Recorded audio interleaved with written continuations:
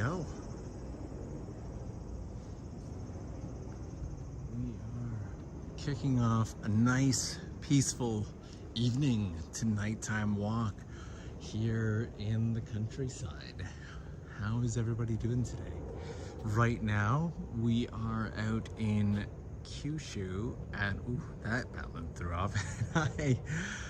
I haven't had a chance to really explore my area yet, and so that is what we are doing today. And I just want to start by giving a huge thank you to Cookie Ninja for kicking things off there with that super chat. Today we're gonna do what we can to explore this area and see if I can't get a little more acquainted. I've been living back and forth between Kyushu and Tokyo for the last little while now, and during all the time I've been here, I haven't really had the chance to do any exploration or get to know the area, and the hope is that we're gonna fix that up today. So let the exploring begin. I don't know where we are or what we're doing or where we're going.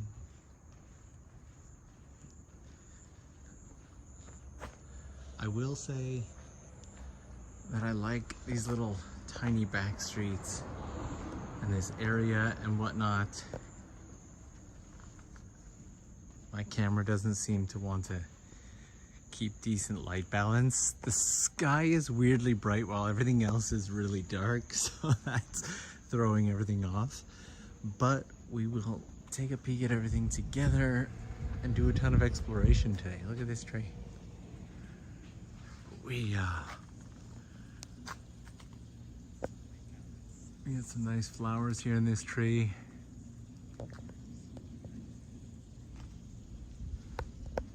I am hoping, fingers crossed, that the, you know what? Let me see.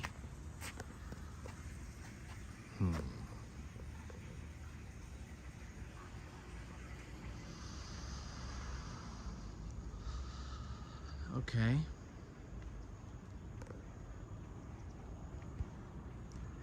I am looking through the settings right now because, as you can see on the screen, I'm using a piece of software called Prism Live Studio in the hopes of being able to broadcast in 1080p.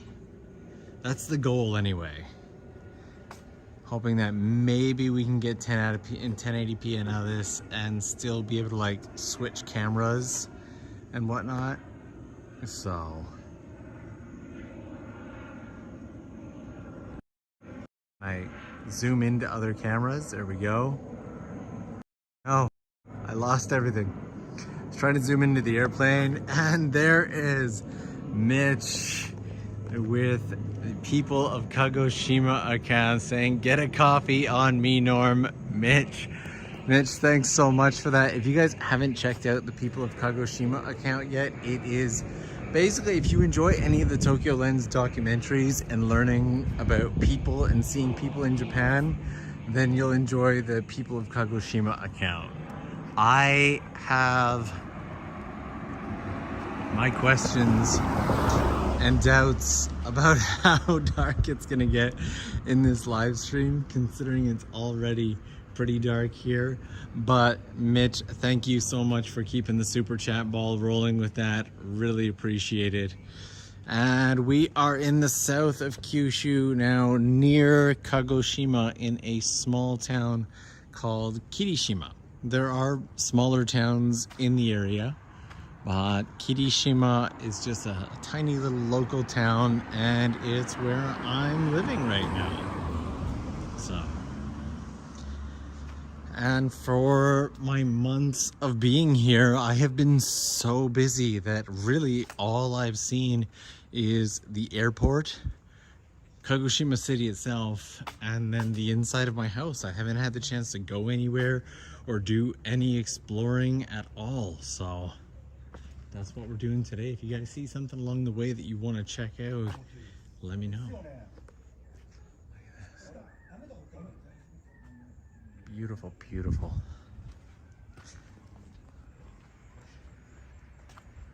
It is a very quiet and peaceful little town. Look at this. What a nice entrance they have here.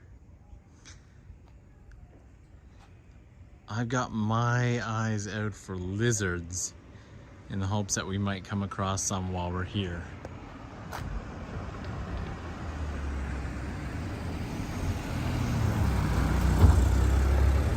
And a lot of people driving around in fairly small K cars because the roads here are somewhat narrow. There's some nice homes here. I did not realize. Like, this person here has their own courtyard. Gorgeous. And just look at this house here.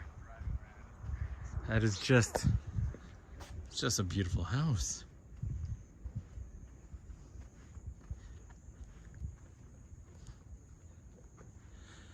Now I'm wondering if I change over cameras. I'm pretty sure there's ways of me changing over the cameras. I'm just not entirely used to this new platform yet. I know there's some like neat stuff that I can do with this, but we'll get that figured out in a minute. How do I change over my camera? Can I turn it around? Okay, so. All right, we got the zoomed camera. We've got camera 1, which is actually pretty nice. And then we have the live camera. For now, let's stick with camera 1. And I want to give some huge love to those dropping in super chats right now. A big thank you. I'm gonna try not to get run over by this car. And Akali Amira saying, hi y'all, hope everyone is having a great day. Thank you so much for that super chat. Really appreciate that. And Rugrat in here. Rugrat, I'm guessing, Rugrat Dylan? Is your name Dylan? And hello from Palm Springs, where it'll be 44 degrees tomorrow. Oh my Lord. Anyway, Norm, love the content. Hope you're enjoying the summer. Summer is going really well so far. Look at the mountains in the background. Let's walk out this way just because we have a mountain here and the thumbnail had the shot of the mountains, and I feel like this is just a beautiful space to walk right here. 44 degrees is absolutely insane. Whew, stay hydrated, keep cool. That is absolute bonkers, but thank you so much for that super chat. Really appreciate that. And Patricia in here saying, for some drink and nibbles after the stream. The town looks gorgeous. I feel very fortunate to be living here. I've actually been having my eyes open. Give me a second here. That didn't work. There we go. My screen was too dark. I couldn't see or read anything. Screen brightness is now up. We are good. So Patricia saying the town looks gorgeous. Yes, I feel very, very fortunate to be able to live in such a beautiful town. There we go. The wider camera, because of the low light, is admittedly much, much fuzzier. So do you guys have a preference? Did you like camera 1? Do you prefer the wider camera? What are you enjoying? Let me know in the chat. And Patricia, once again, thank you so much for that. And Rob C in here with one of those super stickers. Thank you so much for keeping the Super Bowl chat rolling with the super sticker, Rob. Really appreciate it. The sunset is really, really nice today.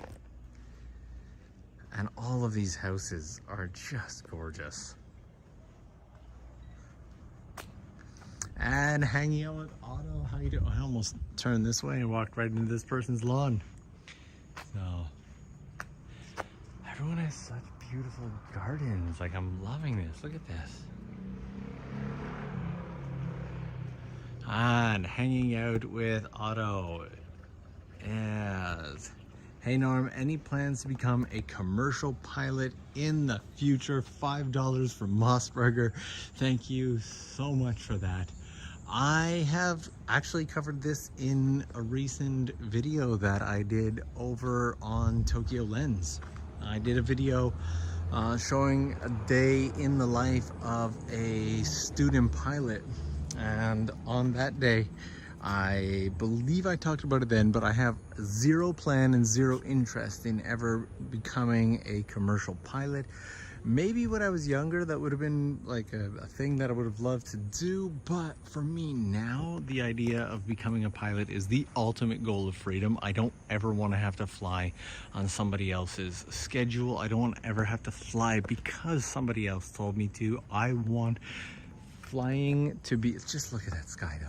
I want flying to be able to be something that I get to choose to do when I do it. I want it to be something that I work towards instead of being something that is work, if that makes any sense at all. So, for example, like in order to fly, I'll need to be able to like save up to be able to like rent planes and go and fly, and I would prefer that much more than someone telling me, hey, you have to fly today from here to here no matter what the weather is, yada yada yada. So thank you so much for asking that one and for keeping that going. What helped you to decide to move to the suburbs? That as well is over on the TOKYOLENS channel. There's a video that says, Dear Japan, thanks for everything. And then there's one that is called something like Student Pilot in Japan, Day in the Life. The questions, both of those are covered on those. So hopefully that helps.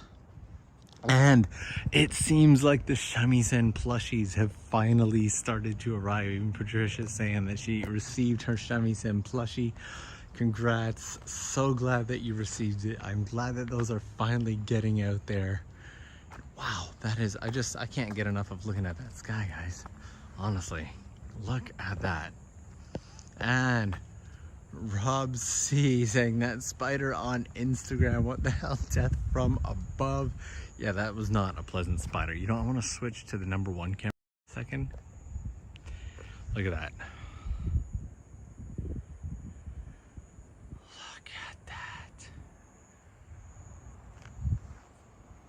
Rice field, the mosquitoes, and Sarah Ramos keeping the super chat ball rolling, saying thank you for a peaceful start to a long work day. Sarah, thank you. We've been doing a ton of streams and content this past week over on Patreon, so thank you for joining this one as well. And Onsta, how you doing? Onsta, I still cannot get over how cool your shoes were when you came out for the Tokyo meetup event. And I'm gonna read this one out and then I'm gonna talk about a really cool meetup event idea that I have. So let me read this one here. Onsta keeping the super chat ball rolling by saying, hey Norm, Kitashima looks so chill and nice. Thanks for making time for a nice chill stream to end the day. Here's some towards Gundam shoes. Oh, can you believe that I commented on the shoes before even reading the comment. Absolutely love it. So we did a meetup in Tokyo that we had to break down into 2 groups. Both groups were equally as amazing. And I am obsessed with these freaking mountains. I just love these. And the next meetup that I want to do is likely going to be a meetup on the water, utilizing that boat license and renting us a big boat. The only thing is the past meetup that we did was like a no-cost meetup, whereas the boat meetup, well, obviously we need to cover the cost of the boat and the day and everything like that. So that one will probably end up seeing a lot less people because the boat rentals aren't exactly cheap. But I think having a boat rental meetup in Tokyo where we get to go and explore the waterways of Tokyo together is going to be a lot of fun. Let's head out this way. I think we have a shopping center out this way. I think this is just the local shopping area right here. or one of. Now, one of the things that makes this area really crazy is, in contrast to Tokyo, where everything is lit up all the time, things are gonna get really dark for us here today during the live stream. Because at one point, when the sky's light completely disappears, everything will go dark. There's not a ton of light. If you notice, there aren't even really street lights. Look at that. We don't even really have street lights in this area. So I am genuinely curious as to how things are gonna play out on this stream. Fingers crossed. And Kalinka keeping the super chat ball rolling, saying, thanks for helping me exercise to a neat view. Well, thank you for taking a moment from your exercises to leave that super chat. I really appreciate that. And I really want to go this way because the view is beautiful. Past this little block here, it'll just be pure darkness. Whereas this way, which is already dark, you know what? What do we do, guys? What do we do, guys? It doesn't matter which way we go, it's gonna get really dark, honestly.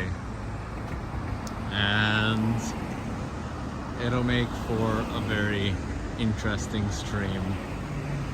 I should have started like an hour earlier, or perhaps on the other side of the river. But here we are. And Tim dropping in the super chat there saying, for a drink. Tim, thank you very much. I appreciate that. So this stream here, wow, that's a neat little bike.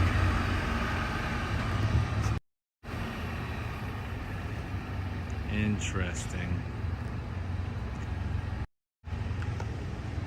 Also, there's no 2 camera on this phone, so really it's just punching in the 1 camera.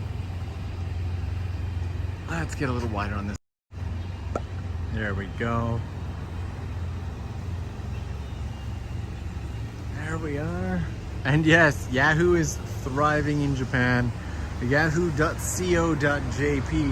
is still one of the most like main sites in Japan. Like, Japanese use it for all their news and everything. And hang out with Otto saying, stop by at McDonald's for a burger. I ate stream.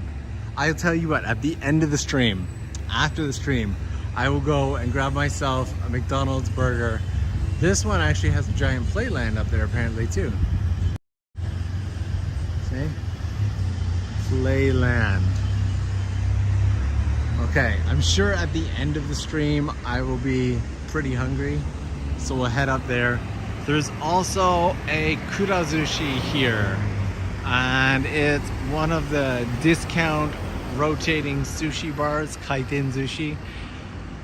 And yesterday I had some heartbreak over this kurazushi. You see, kurazushi, one of the things that's always made it a really popular chain is everything at kurazushi is 105 yen or 110 yen now. That tax has changed like a decade ago.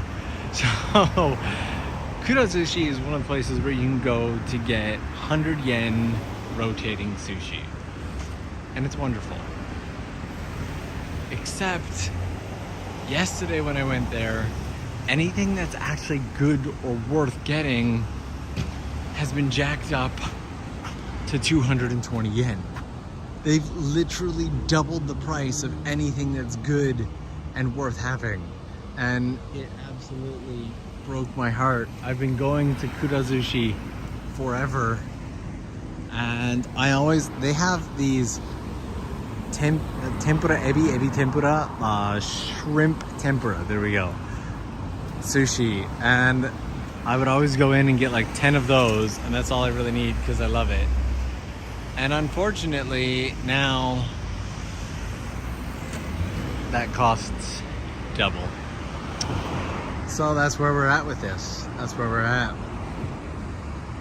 So, and Emmy from Japanese Emmy channel is in here asking if I would be so kind as to mute her. I have told her before about this Kyushu lens thing. So if is there like I know on the purple channel there's like a 1 minute, 5 minute, 10 minute timeout. I don't see that option on here. Yeah, if the moderators, if the word Kyushu lens comes up again, moderators, I give you full permission to put her on a timeout. She has been warned. So this is what I'm talking about though. Like as soon as we get out of this, it gets really, really dark in here, and all of a sudden we have no street lights, and once the streets go completely dark, that's it, darkness, pure darkness. So we are, and what rig are you using to stream? It is the same on every live stream. I do not have a fancy rig. I have basically, I think I know what I want to do. We're gonna go this way, and then we're gonna try to cross the river. We're gonna hope for the best, because there's like city that should hopefully have lights on the other side. Right now we are streaming from an iPhone 13 Pro Max, and the lenses on it are so terrible that you get all this like reflective. I've got to go to the wide lens just to get all the reflections out of it, but then everything gets all blurry. And Elaine Sparkle Monkey, thank you so much. Chicken Bok Bok, always in there with the chicken funds. Thank you. How does someone become a mod? The mods are chosen through our connection and our longevity, how well we know each other. And each of the current mods is also a moderator for me over on my Patreon Discord. So that's how the mods get chosen. Okay. You know what? We're gonna give it a shot. We're gonna go down this way. We just came from this way, but I'm gonna try. It's gonna get really dark for a while, so hope that you enjoy pure darkness and terribleness. I feel like I'm gonna end up having to do like multiple live streams. I'm gonna switch over. I feel like I'm gonna end up having to do multiple live streams in this area because I didn't get to show off the river. I didn't get to show off anything nearby. And I kind of think that tomorrow I want to go out and potentially record a video of me hanging out and getting to know like the area around here just a little bit better. I got a couple days off of school and I want to make the best of them and really get to know the place that I'm living in, because I have not had the chance to do that yet. There's also a video that I really want to record with Mitch, but unfortunately I need sunny weather for that, and it looks like today was going to be the last sunny day before I go home. And sweet Archangel in there keeping the super chat ball rolling, saying, hey Norm, a little something towards dinner after. Thank you so much. Appreciate that.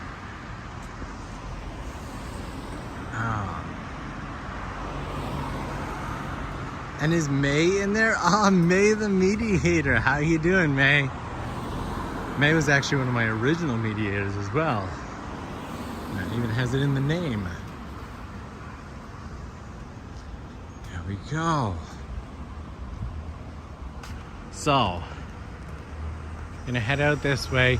Gonna head down towards the river, but unfortunately by the time we get to the river, it'll likely be far too dark. And is the rainy season still on? The rainy season started again. I just did a podcast the other day and talked about how I have managed to come out here to Kyushu 3 times,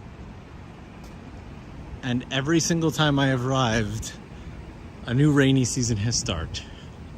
And I came out once in, I don't know, March or April or something, and the rainy season started. I came back I stayed for like a month, but it basically just rained through the entire month. And then I came back, I don't know, a month or two ago, pure rain. And then this time as well. It only had 3 or 4 days here where it hasn't been raining. So, and podcasting, are you back to podcasting? I am doing 1 to 2 weekly episodes of the TOKYOLENS special edition podcast over on Patreon. I think I announced that in one of the final episodes of the TOKYOLENS podcast, but we're up to something like 50 episodes of podcasts over on the TOKYOLENS Patreon. So if you are into the podcast, you get on there and get all of them. This is something that I don't like about this area, something that genuinely I see as a scam. Almost every single gas station, NAOS gas station in this area hides their prices by just flashing 888 on everything. They just completely hide everything, so you never know what the gas prices are. And there's a question there saying, are you going to be on the Japan and Abroad in Japan podcast? I already was. We shot one together a while back. I think it's already up. It should be already be up. And Karen in here saying, you going live is extra therapy for me after going to my actual therapy session. Thank you and have a great evening. Well, thank you so much for that. Thank you for keeping the super chat ball rolling as well. I really appreciate the kind words. I'm glad that you're able to enjoy this. So, yeah, it has been nothing but rain and typhoons and what. It has been a very wet year here in Japan. But luckily, it's not going to matter as much soon, because from August, there are some pretty exciting things coming up. A couple announcements that you guys might get to hear about. Things that should lead to a little more content. There we go.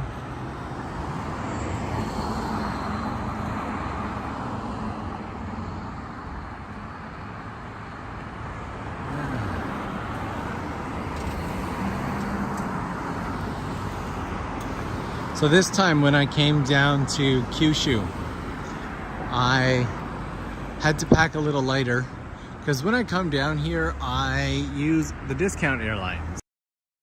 I can get like a round trip flight out to Kyushu if I get it at the right timing for about $100. So it's really not bad.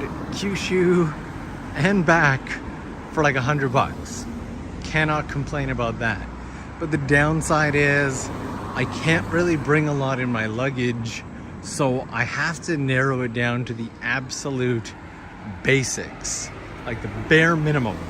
And when I do that, I end up leaving a lot of stuff behind, a lot of gear behind. And one of the gear I had to leave behind this time was my usual gimbal that I tend to carry. And so that's one of the reasons why I'm using this new app. And when I use this app, it allows me to broadcast in 1080p. It semi-stabilizes, but my arms still get really tired from just holding up my camera. And Japanese Emmy channel in here. She's working really hard to be funny, guys. So I think we should give her some love and appreciation for that. Like, she's putting in serious effort to try to be funny. So let me read her comment. She said, "Your English is amazing. How did you learn good English?" Which isn't really a good sentence. Anyway, everybody wants to know. Give us some tips. Well, the first tip to learning good English is to be gooder at English. And then once you're gooder at English, you'll be so good at English that you won't need to worry about being good at English, so your English will be good. And that is my advice for you. I hope it helps. Does this mean that a pun on TOKYOLENS streaming from Kyushu make his Kyushu lens a bannable offense? Or is there a backstory we're unaware of? So, some jokes you hear too much, you know, like as a Canadian, people are like, "Oh, you're Canadian. Do do you know George? Do you know Frank? We're like, hey, do you guys really say A? And like all these, you know, you guys say a boot. And there are some jokes that you just hear so much. And I was watching one of Emmy's streams one day, and she's like, oh, Kyushu Lens. And I was like, no, it's still Tokyo Lens. And she persisted in repeatedly saying Kyushu Lens. So it would be a special banning for her. But now the rest of you know. Like, I've seen your username, and now you know. So, you know, I would recommend maybe not. I actually, you know, I might just block the words from the channel. That would work too. It's just the joke has been made so much. So is everybody gooder at English now? Because if you're gooder at English, then you can be the good one at the English. So that would be my advice. It's just be good at English, and then you don't have to worry about how good your English is. Now, one of the things that I love here is this is actually the flight path for the planes that come in from here down to the airport. And there's, oh wow, you can actually kind of see it. I can't see this with my eyes. So iPhone 13 Pro Max, incredible, really good. And hog whiskers, that is a gentle warning from me. Mod Squad, do as you will. I don't think it needs a ban, but maybe a bit of a timeout on that one. And I love to just hang out here and watch the planes come in over the river. I also love just going down to the, why are you not focusing? I also love going down to the airport and watching the planes come in from there. Beautiful space here, and got a crane flying above.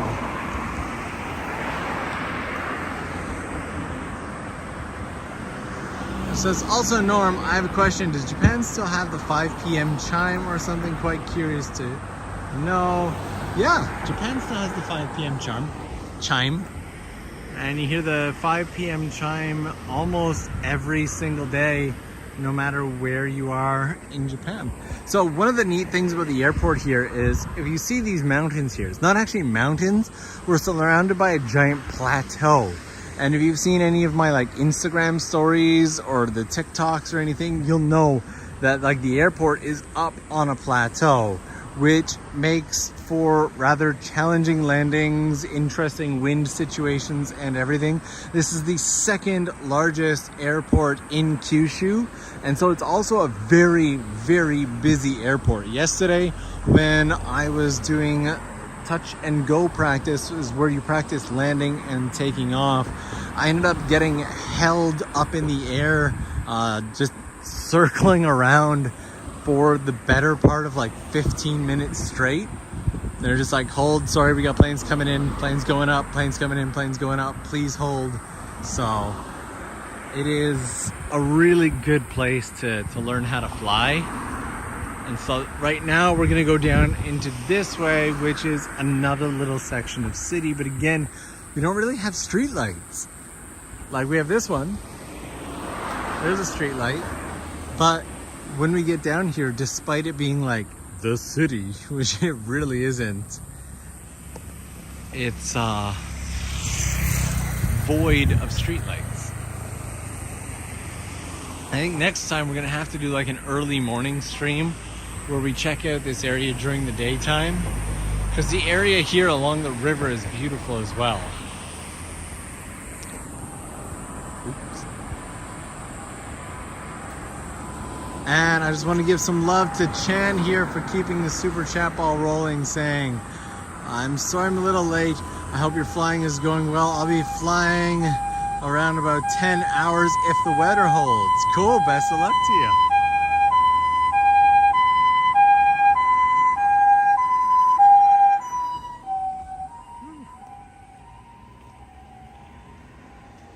This is actually a really good yakiniku and whatnot restaurant here. Came out here, I don't know when, a couple months back. It's a really good spot.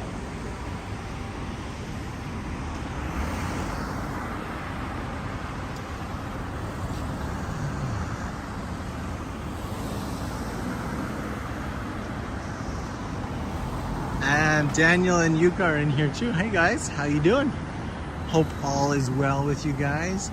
And Pied Piper keeping that super chat ball rolling, saying, hey Norm, are you able to tell different types of planes at night based on their lights? I live in a flight path, I've been trying to figure that out. Kind of, yes, but not always, no. So the thing is, planes have a certain set of lights that they are required to have, but when you get into the larger jets, the configuration will be only slightly different between the jets. The one thing, if you live right on the flight path, that you would be able to figure out from is the sound of the engine. So, for example, this plane up here, if it was a little quieter right now, I might be able to guess what that is. I can't, it doesn't sound like a propeller plane, so kind of tough to tell right now. But I'm always impressed because my buddy Masa at the airport, Masa and I will come down into the town here and do some drinking and hang out together, and Masa will be like, oh, that's a 737 above us. And I'll be like, how do you know? And he's like, oh, it's just the sound of the engine. He just knows. And you know, I think it is a propeller plane. I feel like that's gotta be a JAL prop plane above me. I can hear it a little bit better now. The cars are distracting though. And Lotus Novae keeping that super chat ball rolling, saying thank you for all the content and shared walks. Well, thank you so much for coming along with this. Record outdoor walk. So I've got kind of like a good news, bad news situation. So many years ago, a bunch of my friends pitched in to get me an Apple Watch for my birthday. And when I say many years ago, I mean easily half a decade ago, because the Apple Watch was an Apple Watch Series 1. Now, when I first got it, it felt like it was kind of like a little luxury thing, you know? But I did not realize this thing, oh man, did I ever, it changed a lot. Like when I'm on planes and I want to wake up to see us coming in for a landing, I just set like a location-based alarm on my Apple Watch, and then it wakes me up as we come through the clouds and we get signal and whatnot, and I absolutely love it. Well, a couple months back, if you guys have been privy to the streams, my Apple Watch exploded. It exploded. The battery expanded and it popped. And that was an uncomfortable situation. But because that particular Apple Watch was a gift and I wasn't quite ready to give up on it, I repaired it. I bought a battery kit online and I opened it up and replaced the battery. I figured, you know, just the battery expanded. If I replace the battery and it works, we're good. Well, guess what? It worked. And all was well. Until like 2 days ago, when my Apple Watch suddenly knocked on my wrist like 3 times. It went duh, duh, duh, duh, duh, duh, duh. It was like 3 really strong and then a bunch of other little ones. And I looked at it and the screen just faded to black. And like when the battery dies, that's not how it does it. It doesn't just like fade to black. Well, turns out that was the end of the line for my little Apple Watch. I think it's completely done. The top, like left hand corner, had gone completely black anyway. I could no longer see anything out of it, and my Apple Watch died. That's the sad thing. I've had that thing for like half a decade. Series 1 Apple Watch. And again, it was kind of special because it was like a gift from friends, right? And like everybody put together like 50-60 bucks or something like that, and all took me out to the Apple store, and I loved it and it made me so happy. It was a special little Apple Watch and will always live in my heart. Well, luckily out here in the countryside, it's not super uncommon to be able to get really good finds at the thrift shops, and you guys know me and my thrift shops. So I had actually come across an Apple Watch in a thrift shop a couple weeks back for like 75 bucks. And I was like, okay, maybe they still have it. I'm sure a new Apple Watch will come out in September, but I don't even know if I want a new Apple Watch. So for now, I do need a watch though. Like, I do need a watch on a daily basis, and my Apple Watch, more than anything, is for my alarms. And so I was like, oh, I need something. And I went to the thrift shop, and it had been discounted down to 60 bucks. And I'm like, wait a minute, discounted down at the thrift shop for 60 bucks? And I looked at it online, and it was a Series 3 Nike Apple Watch, which even online, you're looking at 150 to 200 bucks for those. And I was like, absolutely I do. And so I grabbed it. And again, NAOS. They're 888. You sneaky, dirty buggers. Don't know why anybody buys gas there. There are places that actually show the price. I don't know why they do that. It's not cool.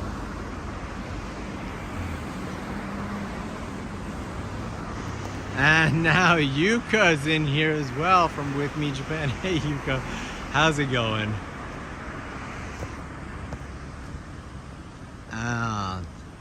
Never had anything by Apple.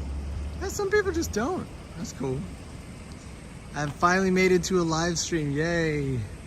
Yeah, it's weird. Like, I never really thought, I always thought the Apple Watch would just be like a luxury purchase. I was like, oh, this is like kind of a bougie gift, you know? It's kind of luxury. I feel kind of special.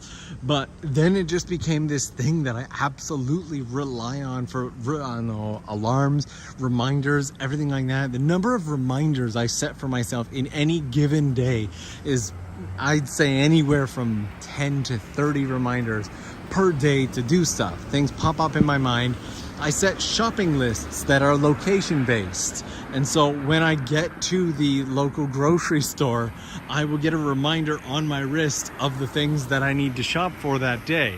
So yeah, it's not showing the price. Is that legal? That's what I thought.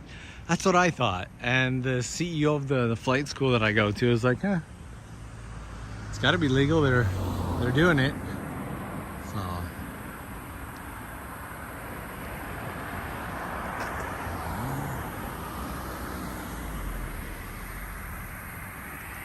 ever since the prices went up, yeah. Honestly, as soon as the prices went up here, the gas stations were just like, nah, we're gonna go ahead and hide these. You're getting that summer sound of the cicadas in the background.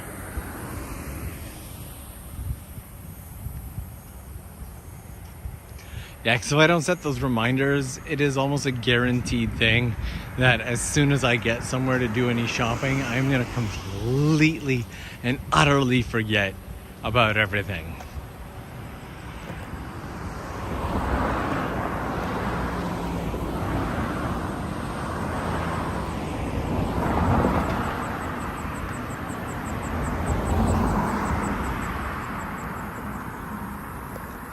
So, this is the part of the live stream where I'm going to drop into, you guys have seen a lot of the stuff around Japan, you guys have seen a lot of the stuff that I do in Tokyo as well.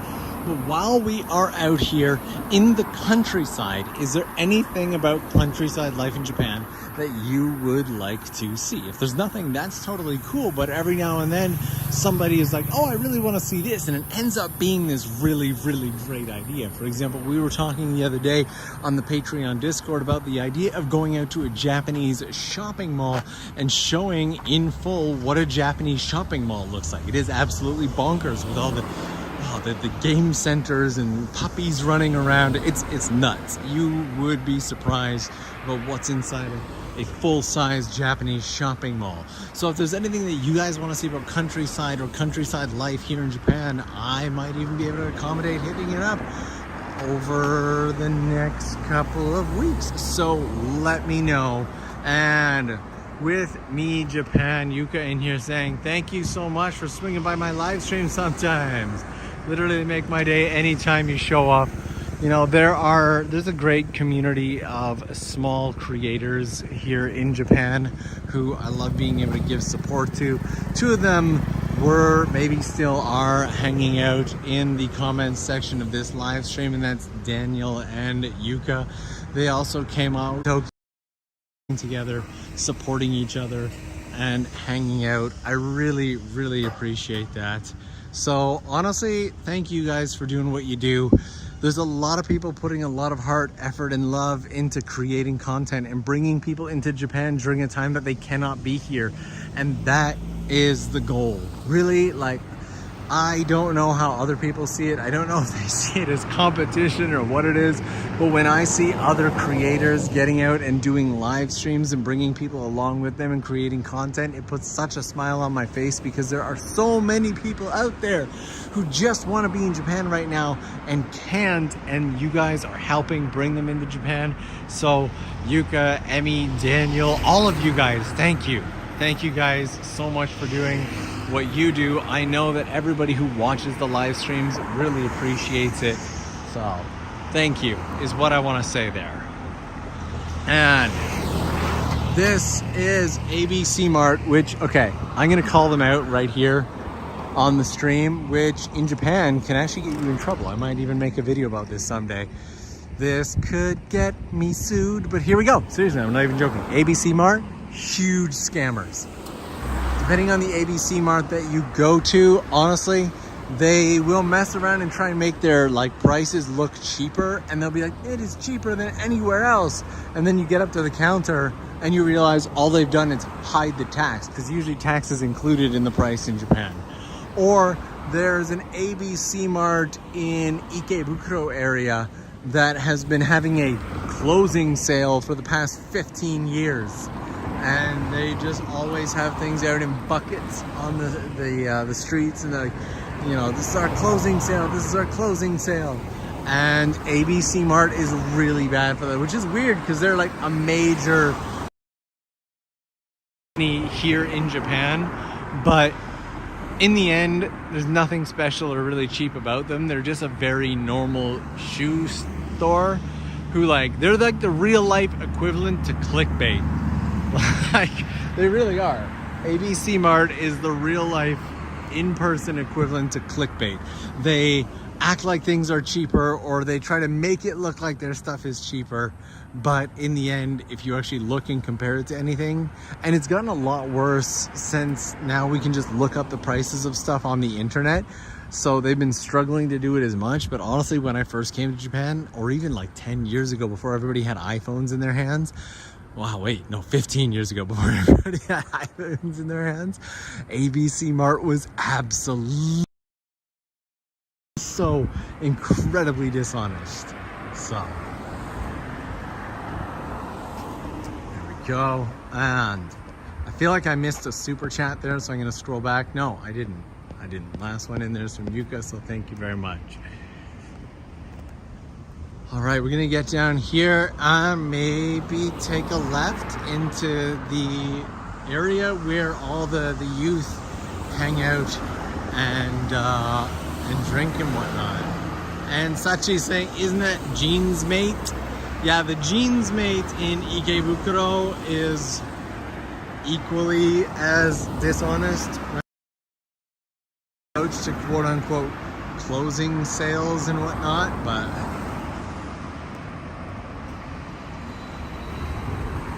wait, there's an internet? When did that happen?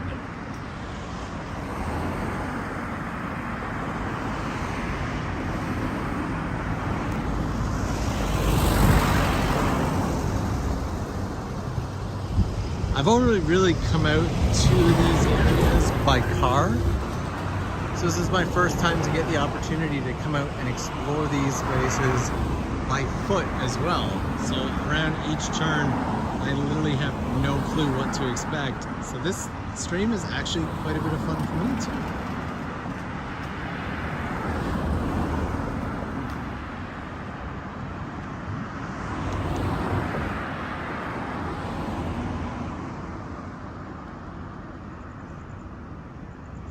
And if you guys haven't done so already, give that like button some love. Let's see if we can't push the like button up to 400. I think that's only 75 away. I think that we can give this English. I think we can get, see, you're asking the wrong person about how to learn English, because I know English the so goods either.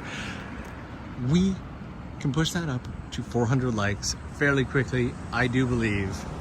And Chan is in here with another super chat, keeping that ball rolling, saying content idea, would you consider saying on a farm to help with the rice harvest or potentially some other kind of harvest? That, okay, so I would love to do something like that, and actually I need to go back and read through to see the ideas down there, because I got distracted and focused on the ABC Mart thing, and I'm sure that there are a ton of great ideas in here. So let me take a peek through. I'll have to go back. If there were any good ideas that you guys liked in the comment section, re-drop them in so that I can see them. I don't want to miss them. So, and there's a giant Nitori there.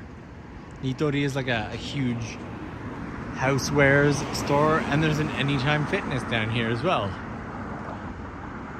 So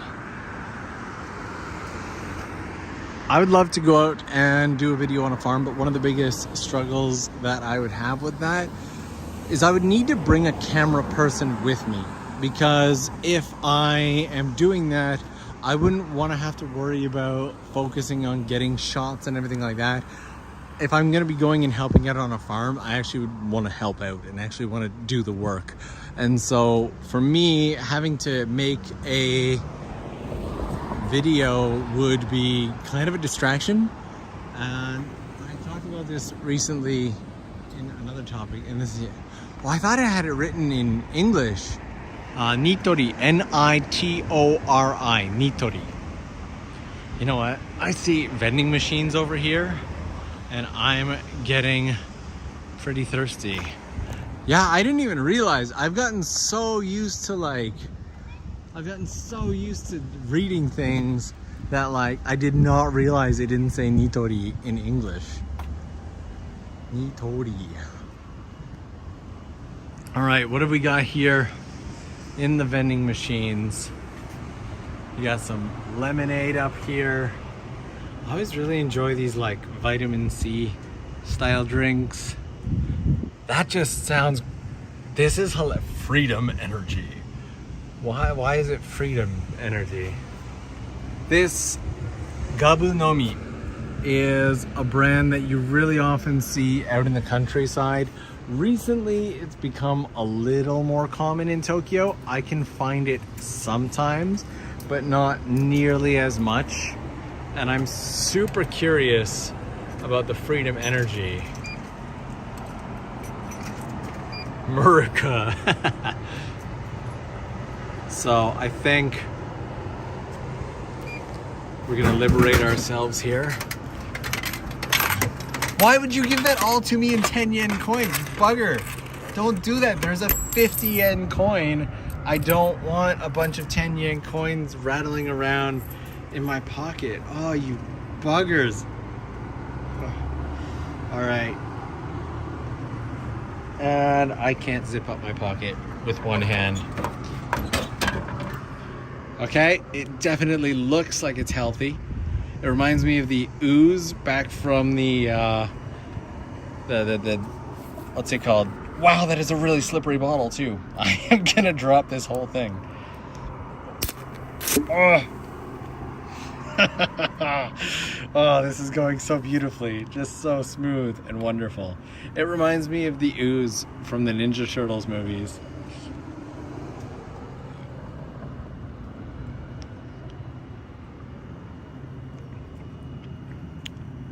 And it tastes like every single energy drink that was ever made.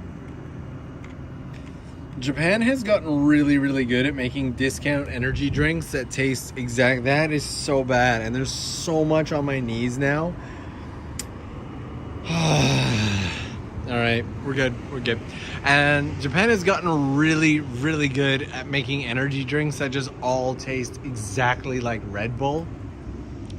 And if anybody has Flight Radar 24, I'm going to guess that this is a 737 because I believe that's what a 737 sounds like. I could be entirely wrong, But if you have Flight Radar 24, check it and let me know. They'll be flying over Kirishima to the Kagoshima airport right now. And there's a super chat in here from Josh Woodward. Hey Josh, how's it going? Saying, hey bro, first super chat ever. Ooh, nice. Very much love from Australia. Thanks so much. I appreciate that. Thank you for joining the live stream. Love having you here. Thank you, thank you, thank you. And Amber also keeping the super chat ball rolling, saying, so happy to be present for a live stream for the first time in months. Go grab yourself and then the chat moved and I missed it. Grab yourself some coffee. I will. Thank you very much. And we have an anytime. I love this collection over here. So this is actually a fairly interesting collection of places you see. We've got an Anytime Fitness with a convenience store right beside it, a coin laundry place, hair makeup, and then a ramen dead smack in the middle. So that's a thing. Oh, 7:38 Eric. Oh wait, nope. It was the 7:37. Woohoo! Nailed it. I am happy that I got it right, and I almost accidentally turned off the phone. I'm trying to do this all with like one hand. Is it true that Japan has stale coffee? Okay. Still thinking. That is by far one of the most unique, odd, and inaccurate comments or questions. I guess you can't really have an inaccurate question. I've never heard of that, but I would love to hear where you heard that from. So still thinking, please drop it in the comments. Let me know, where did you get that idea? Where did you hear that Japan has stale coffee? Because this is not something I've ever heard of, and I love coffee. I think Japan has a lot of really good coffee. So, and I don't know, I'm gonna put this down for a second. My hands are sticky like a 5-year-old right now because of that wonderful beverage. So that's great. There's still a ton more stuff out here. You know what? We might go this way and pick that back up. Okay. And this way we go. This way we go. And Ramen Adventures is in here as well. Hey Brian, how's it going, man? Saying eat the ramen. Always gotta eat the ramen. And Josh Woodward saying, here's for your dodgy energy drink. Thank you very much. The terrible, sticky, weird, dodgy energy drink. It tastes alright. It's not too bad. Stale coffee only if the vending machine hasn't been changed for 3 years. I feel like I've been mentioning this one a lot lately as well, but a lot of people are shocked and disappointed to know that the canned coffee and bottled coffee in Japan aren't actually coffee. They're just coffee flavored beverages. Yeah, that's another big one. I've pretty much stopped drinking canned coffee and bottled coffee ever since hearing that. And Ramen Adventures is asking me, where are you now, Norm? Well, Brian, right now I am hanging out in Kyushu, in a small town known as Kirishima. I've got 1 or 2 days off, and I figured, you know what, why not come out and do some streams? So that's what we're doing. And Pied Piper in here keeping that super chat ball rolling, saying, you know, I'd be interested in a coin laundry video. Many laundromats in the States are old sketchy strip malls and are not well maintained. Interesting. There's a fancy old Lawson in there. I got my drink, and then I'm like afraid to, I can't, it's really difficult to get these open with a single hand. Did we ever get an answer on that coffee question?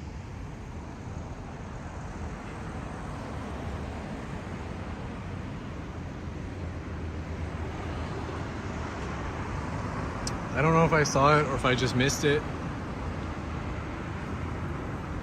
And yeah, fake coffees are really disappointing. I'm gonna slip this into, I don't want to slip it into my bag here because I don't want to make my bag all sticky, but the life we live. Sticky bag. Just clean that up later. Wash my clothes. Man, apparently Connor. I'm sure that like some places might have stale coffee, but it's not gonna mean that an entire country has stale coffee. So that's kind of a bonkers generalization to make. So some brands have real bottled coffee now. Yeah, so the thing is, if it's cold brew, it's likely to be real, but real coffee sours after a certain amount of time, which is why cold brew coffee is going to be incredibly expensive to buy. You're looking at like $7 to $12 for a bottle of cold brew coffee in the convenience store, and they have to be thrown out at the end of the day because they don't keep.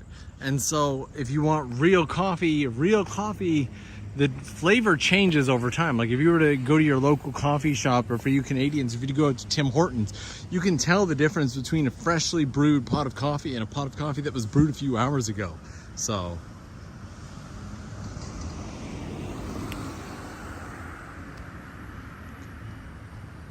and in my experience, Japan has honestly some of the best coffee I've had outside of Italy. So everybody's gonna have their own take on that, to be honest, but I've also had the good fortune of being able to go places that have really good coffee. I go to markets where I can buy fresh coffee beans. I purchase and grind my own coffee beans every single day. I have friends like my buddy Yohei, who lives out in a abandoned school, who runs a coffee roastery where he buys fresh beans and then roasts them right there at his school. And so I'm able to get coffee beans off of someone like that as well. So I may just have a biased answer because my personal experience here in Japan has been nothing but good and fresh coffee. I still wouldn't generalize that, saying that the entire country of Japan has good and fresh coffee though, because on my part that would simply be a ludicrous generalization that wouldn't make any sense. And so I'm gonna go ahead and say that a generalization in either direction, saying that the entire country has good or the entire country has stale coffee, is just ludicrous.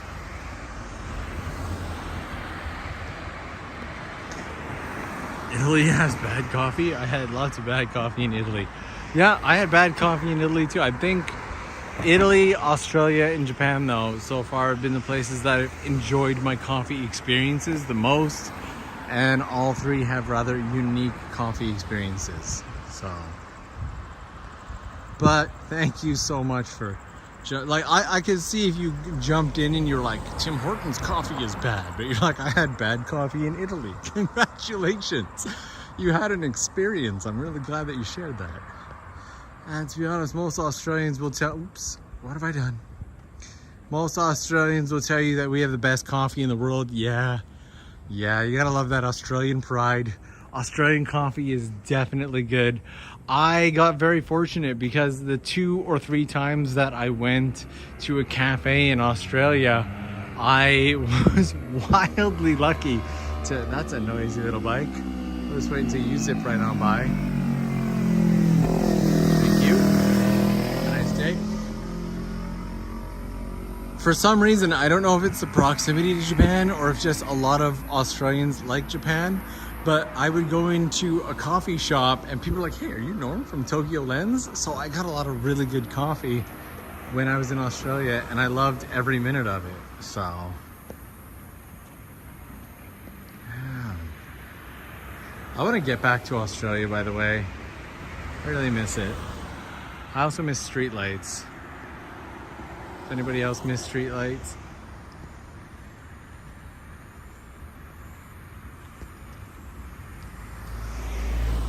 This town is pretty big for a small town. Congratulations, you noticed.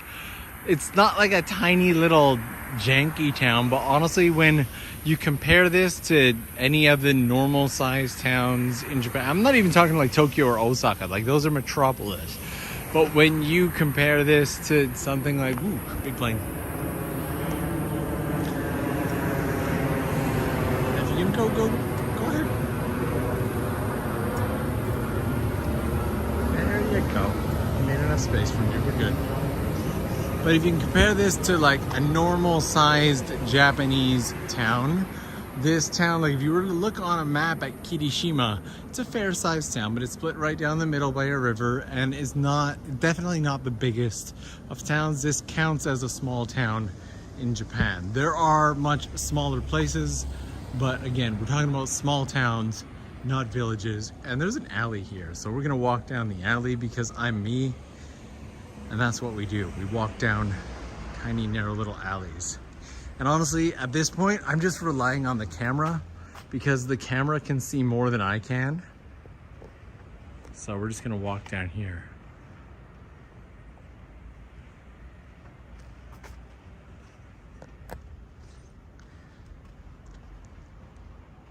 This is one of the areas that I tend to come out for dinner and drinks with friends and whatnot when I'm in the area. A lot of the student pilots here like to hang out and get together, study together, teach each other. It's a really supportive community. And if you guys know me, I appreciate the supportive communities. Damn, Norm is spicy tonight. Oh, what? You must be new. Norm is always spicy and saucy during the live streams. The goal is to see how much sass we can fit into a single live stream. That is right. They are sass streams. This is a thing. It's not new. It's what we do. It's a beautiful building right there. Jeez. Just a single bicycle just hanging out. You got a sauna up here. All right, Daniel's leaving a good comment here that I'm gonna read and says, "Hi Norm, I somehow have a feeling that every single corner of Japan is safe. I mean, it seems like you never have to fear going around the next corner. That's not possible where I come from." I will say that comparatively, Japan may be significantly safer than other countries, but it does not mean that it is a completely safe country, and I don't want people to get lulled into a false sense of security. Japan is still a very dangerous country that does have crime, that does have violent crime, just not as much and not as frequently as other countries, combined with the fact that it is not as covered by the media as it is in other countries. So a lot of it is also just kind of hidden by the media. There are still daily cases of violence and crime here in Japan. They do exist. However, it's not something that you would have to worry about as much as, say, some other places in the world. There are a lot of other places in the world that you might not be able to just walk the streets like this without worrying about someone coming up to you or accosting you or you having some kind of trouble. And for that, I am incredibly, incredibly grateful for Japan. But I have been pickpocketed here in Japan. I've had a camera stolen here in Japan. I've been shaken down here in Japan. People trying to get money off of me. I've been violently threatened by drunk dudes. I had a guy on a train grab me by the throat once because he was drinking a little bit too much. So Japan is safe in comparison to other countries, but also if you follow female creators, if you follow people who live in Japan, who are on Twitter or create TikTok accounts, they will regale you with many a story of how while Japan in general is safe, it is also not uncommon for young females to be followed home at night and whatnot, and for police to laugh about the idea of a stalker and tell the girl just to go away. So Japan is comparatively safe, yes, but Japan is not completely safe, no. So I wanted to make that part really clear. And this is actually one of my favorite restaurants to come out to at night in this area as well. Just look at it. It just screams Spirited Away. Look at that. I love this place. Food's pretty good too.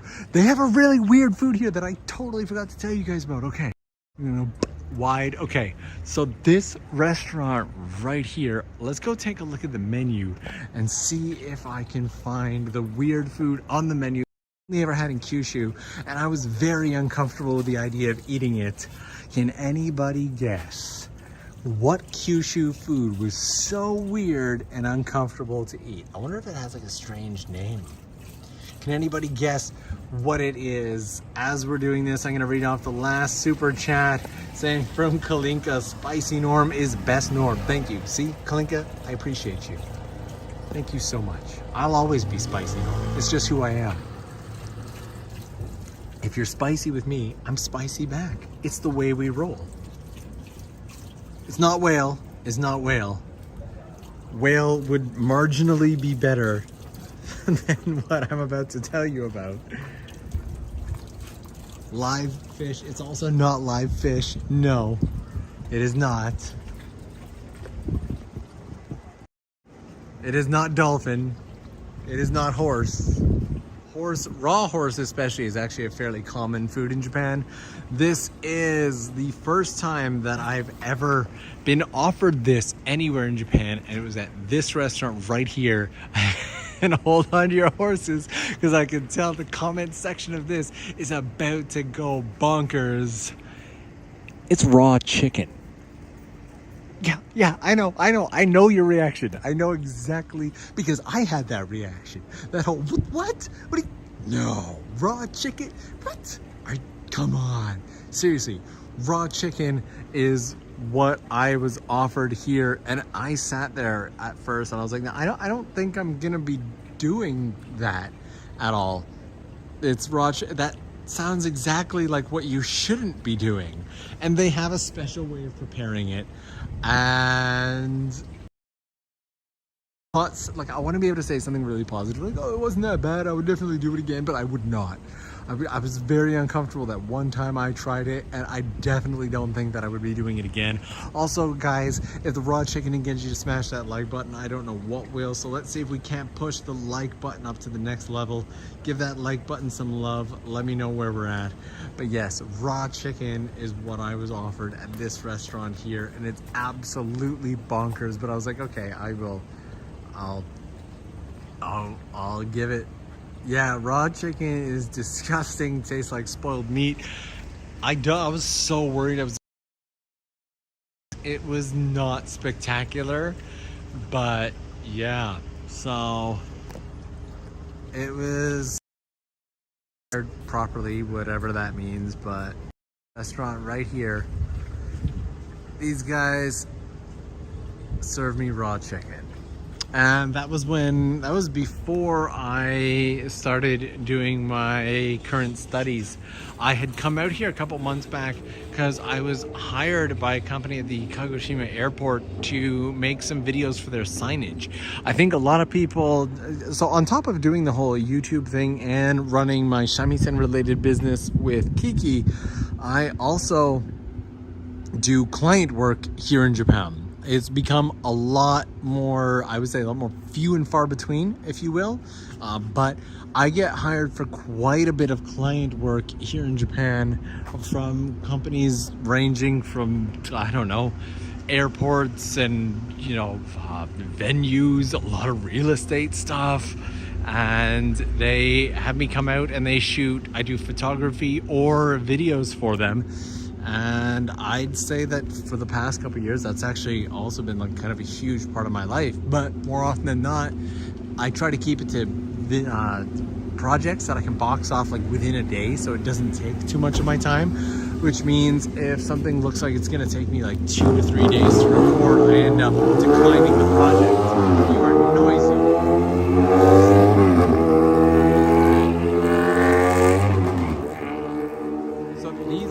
Right here are part of what is called the Bousouzoku. And Bousouzoku lightly translates to like violent group. And Bousouzoku, these guys tend to drive around at night in groups of really loud bikes, just revving their engines like crazy and absolutely killing their clutches. And they're so loud, and you'll get a lot of them out here in the countryside, like a lot of them. Also, I just noticed Slices of Japan is in here. How you doing, man? Hope you're doing good. And so the Bousouzoku groups, especially when you come out to the countryside, can be really, really loud and disruptive. And I just realized this little section of street here actually has street lights. I was very close to coming down to this little walkway here because I was like, ooh, peaceful little walkway in the background. and I realized it wasn't the peaceful little walkway that I was aiming for. It was the avoidance of the street that felt somewhat larger.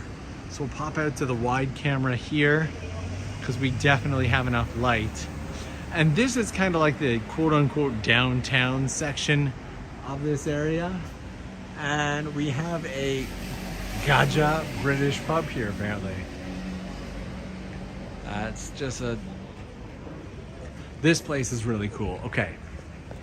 So, and Karaoke Rush, karaoke. So this place right here is a place that I definitely recommend.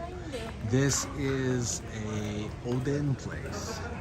So in the back, there's actually a bucket, a container right there.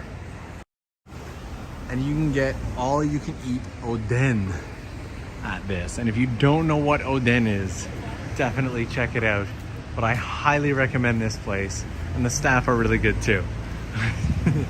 And right next door, there is this British pub and cafe that I've never been to, but I've been here really often. And it's also not only good, but really cheap. And Slices of Japan say, Norm, I'm doing fantastic. Hope you're doing great. Please enjoy a nice beverage on me. Keep staying awesome. Thank you so much. And yes, it's all you can eat. All you can eat Odin. So there's a bit of a menu there. They also have Nomi Hodai as well, which, look at this.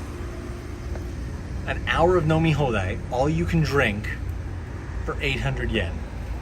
An hour of Nomi Hodai for 800 yen. So, not too bad whatsoever.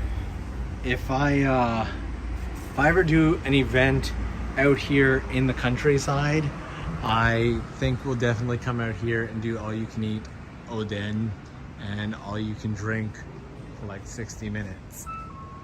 But the borders will need to be open for that. I avoid British pubs in Japan like the plague. A lot of people absolutely love hitting up the British pubs. I never go to them, ever. If anything, I borderline avoid them. Really, like I try to stay away from them. But are there any good food challenges offered around there? What's a food challenge?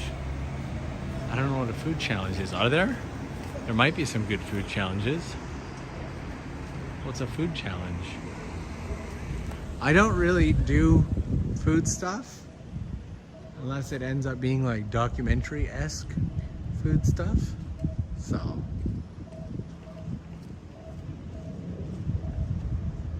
I avoid British pubs in Britain. Nice, Rob. All right, we're gonna switch back to one. There we go. Slightly better. Like the Wanko Soba one. Yeah, see, I don't really do like food challenges. I'm more of one of those boring food is function type people, so I don't really. Nakamura taxi. I've got a taxi company here apparently, so that's a thing. That's just, what do we got here? Probably some kind of convention hall, shopping center.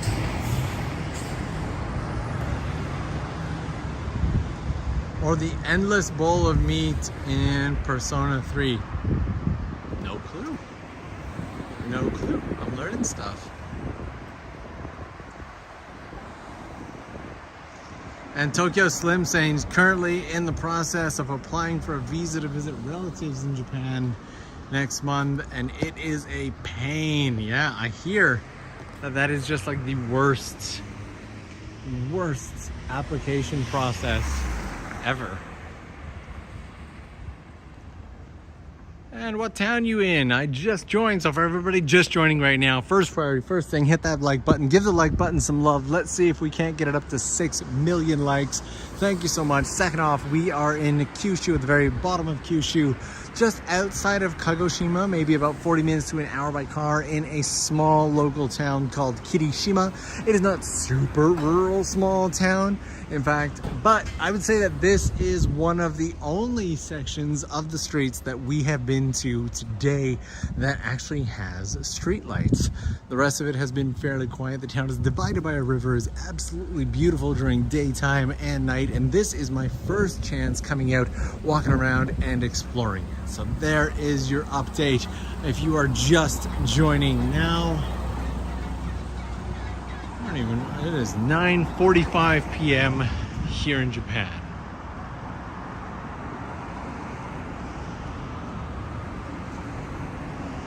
There we are. It's actually really cool to be able to go out and explore this place for the first time since moving here and be able to have you guys come along and join me. Like, this is a lot of fun.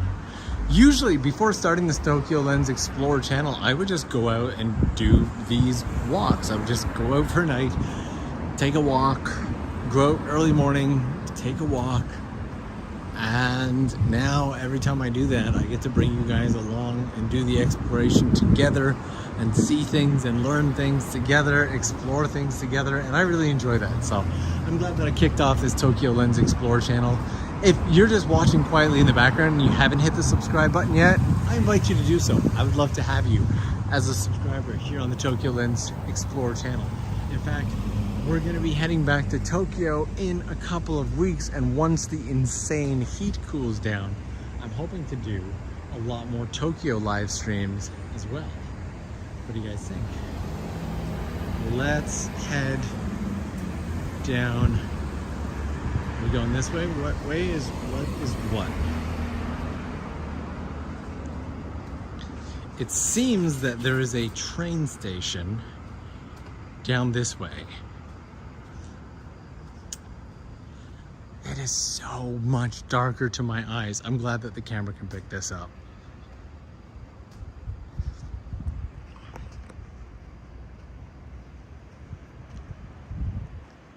And Pied Piper is saying, I'm glad that you turned what you already do into content for us to participate in. I'm glad as well. Honestly, it is so much fun. And I believe this... No, that is not the path that we're coming out to, or is it? No, it is not. That is a parking lot. A parking lot of inconvenience with stacked cars.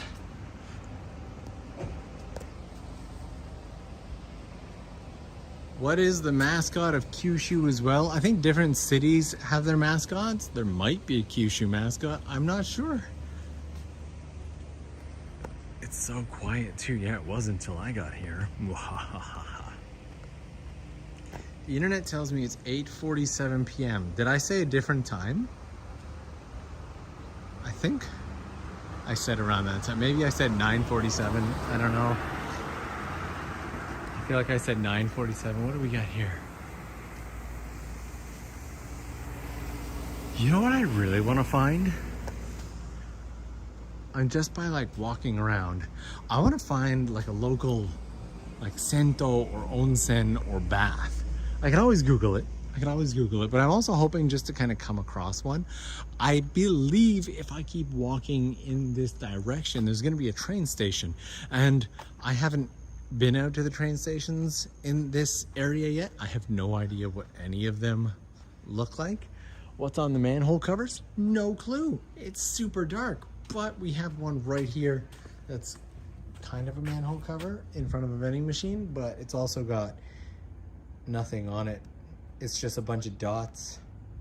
That's it. That's really pink. I'm actually surprised the number of people out walking the streets. The area feels so quiet all the time that I always expect the streets to be completely empty when I go out. So when I see people, I'm always surprised.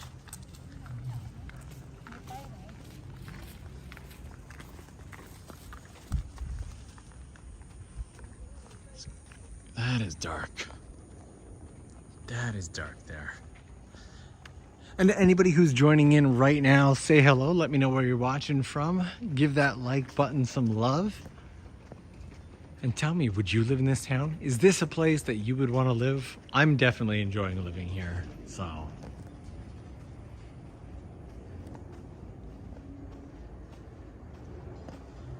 Looks like most of the shops are closed around this time. Yeah, the Japanese economy doesn't actually enjoy making money. And so a lot of shops in Japan will typically only be open from like 11 a.m. to 3 p.m. 11 a.m. to 4 p.m. This is not even jokes. Especially out in the countryside here, the vast majority of days, a lot of shops just won't even open. I would say the one thing outside of any major shopping, I want to support a lot of smaller businesses here in Japan, so I try to avoid going to the bigger places whenever I can. But more often than not, I'll go to a smaller place and it'll just randomly be closed. The internet will say that it was supposed to be open that day. And I will, the number of places that I've called up and I've been like, hey, it says that you guys close at 4 p.m. and I'm calling it like 2. It says you guys close at 4 p.m. I'm gonna be heading there. I just want to make sure that you're open. And they're like, oh yeah, sorry, we've actually decided just to close up a bit earlier today, so we'll be closing in like 30 minutes or something. I'm like, well, that's just wonderful. You guys are just closing up randomly. And that's not an uncommon thing. So my friend Sherry once came out to visit me in Tokyo, I'd say 2018 or something like that. And there was a bar that we had made a reservation at in the evening that I was really looking forward to going to. And the bar called us up. I think our reservation was for like 5 p.m. or something, and the bar called us up at like 3 p.m. and they're like, hey, just a heads up, we're canceling your reservation. We didn't get a lot of like people today, so we're closing. I'm like, well, I've got a friend who's in from out of town who's really looking forward to going there. If we went a little earlier, do you think? And the guy was just like, no, and hangs up. And by contrast, we then went to go out to Yakiniku Korean barbecue restaurant, and it had started raining, and we walked out there. I think it was like a 20-minute walk to where it was. It was one of those spots where there's no trains nearby, and I had been going to that place for years. Now, the huge benefit of that particular yakiniku shop is it was dirt cheap. You could get like all-you-can-eat dinner for something like $15. And we were super excited to go out and get yakiniku. We definitely worked up an appetite on our walk. We got there and they turned us away, saying that they were only going to be open for Chinese tour groups moving forward and that they would not be serving regular customers. And I was so upset. Like I had been, we're jaywalking. I'd been going to this particular yakiniku restaurant for the better part of a decade. And here they are telling me that now they're not accepting anyone who's not part of a like tour bus group that's booked through like some Chinese website. And I was furious. I was so angry. I think they're closed now. I think, karma got them. And everything wrapped up for them when the pandemic hit. So, and this is Kokubu Eki. There we go. And I've never been out to one of the stations out here, so I'm gonna check it out. That doesn't look threatening at all. Dude just hanging out there with a baseball bat. Feels totally safe. Let's go check out what a countryside Japan train station looks like at this time of night. And Cookie Ninja in there keeping the super chat ball rolling, saying, I gotta read that again. What's something interesting about Japan that fascinates you? I will cover that one in just a second. Cookie Ninja, thank you so much for keeping that super chat ball rolling. So here is our station. That's what it looks like. The platform is just right there. I'm assuming we probably don't get a ton of trains coming through here. It's a waiting room and a bench and a ramp. We gotta go up the ramp, right? So, something interesting about Japan. Over the past 2 years or so, I have grown an ever-increasing interest in small or weird Japanese subcultures, because there are a lot of them. There are a lot of tiny little subcultures in Japan, like ones that I've pointed out before, of men who hang out in their cars for hours and hours before work. And let's get up here. We're gonna head right up this way. There we go. Why would they do that? Why would they fog this up so that you don't have a view of the trains? That just feels passive aggressive and rude. Does this feel rude to anybody else, or is it does this feel rude to anybody else, or is it just me? Like, this would be a beautiful space to stand here and have a nice view of the trains, and it's all obstructed by this ass glass. Excuse my aggressive language, but still, what the heck? Why are you guys doing that?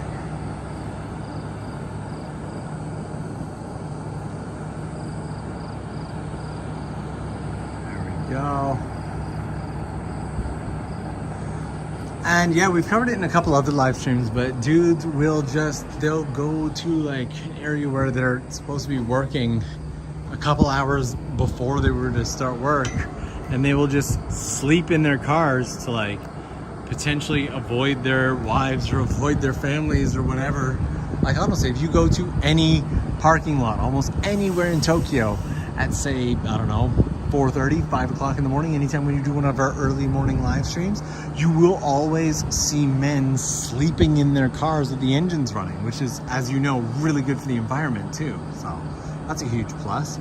And Sweet Archangel keeping that super chat ball rolling in here, saying, quick search says that Rebu is the mascot for Kagoshima. It's a green pig. That sounds about right. And Patricia is also keeping that super chat ball rolling as well. The super sticker, thank you so much. And Cookie Ninja back in here was, but seriously, what is with this glass? It's just,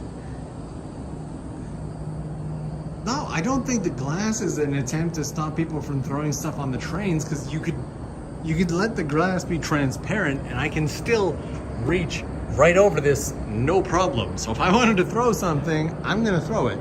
But the glass could have been transparent so you could see the train tracks in this beautiful countryside area, because both sides of these lead out to mountains. So that would have been absolutely gorgeous to be able to see.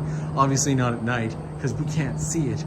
But Cookie Ninja in here saying, speaking of subcultures in Japan, I just learned about how crazy people can be about trains in Japan. Yes. The train otaku in Japan, or the train nerds, are among the worst of the otaku or the nerd cultures in Japan. They are obnoxious, cruel, violent, vile people. But again, that's not all of them. You can't just take an entire group of people and generalize, but generally, a lot of them are just quite terrible. And there's countless, like if you follow anything on Japanese Twitter, like any Japanese language Twitter, there are countless videos of just how disturbingly mean and aggressive train otaku can be in Japan. A really famous one is a gentleman who owns a bar down in the Kamakura Enoshima area. Was coming around the corner at the same time as the Enoden train at night, and I guess it was a special train or something, and as he came around the corner, he was greeted with all these photographers, and so he waved at them and made like a whole scene of it and had a really good time. And they grabbed his bike and absolutely lost it. They're like, you're gonna have to pay for this. We want money from you.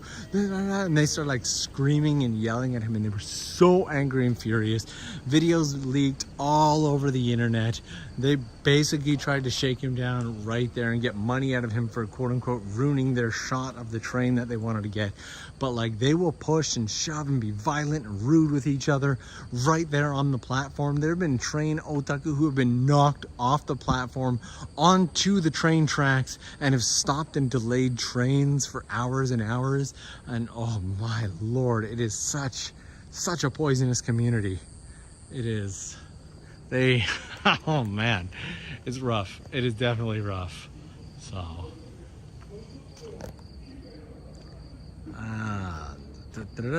and Lady Sax in here saying, could the glass be frosted to prevent suicides? I don't think it would be anything like that, to be honest.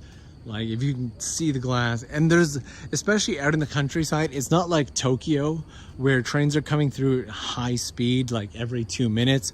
Here you're probably getting a train once, twice, or 3 times per hour, and they'd be pulling up to the station really slow.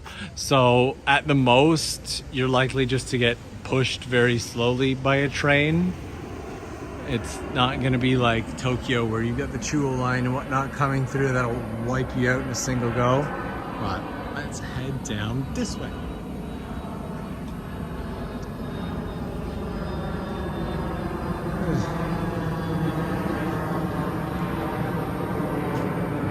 This live stream also started considerably earlier than most of the live streams that I do. A lot of the live streams that I'll do at night typically will start at, say, 9:30, 10 o'clock, 11 o'clock, because these tend to be better times for a wider variety of countries with a lot of people awake. But I also wanted to show this area at sunset, so that's why we started a little bit earlier today. I do think we might have to do at least one more live stream in the area at like a ridiculously early time in the morning. But I also want to go out to Kagoshima and do a live stream of the Kagoshima city streets at night with my buddy Mitch. I just feel like it would be a very distracting live stream because Mitch is the CEO of 2 companies down in Kagoshima, is connected with pretty much everyone down there, and is a TV personality in the area as well, which means if you walk through the streets with Mitch, especially at night, everyone is greeting Mitch and saying hello to Mitch because everyone knows him. So, is the motorcycle guy following you? A different motorcycle, but I would believe that too. It's likely frosted to keep the train fanboys from congregating. Again, not a famous enough station or a place that has any like famous trains coming through. So I could see them making that type of effort if there were well-known or famous trains coming through, or if it was kind of a famous area, but none of those are the case. Am I walking the wrong way? I have no idea where I'm going, by the way. Don't have the first clue.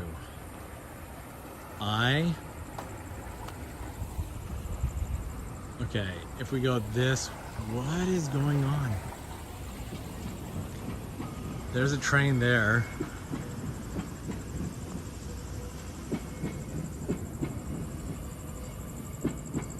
I see the train off in the background.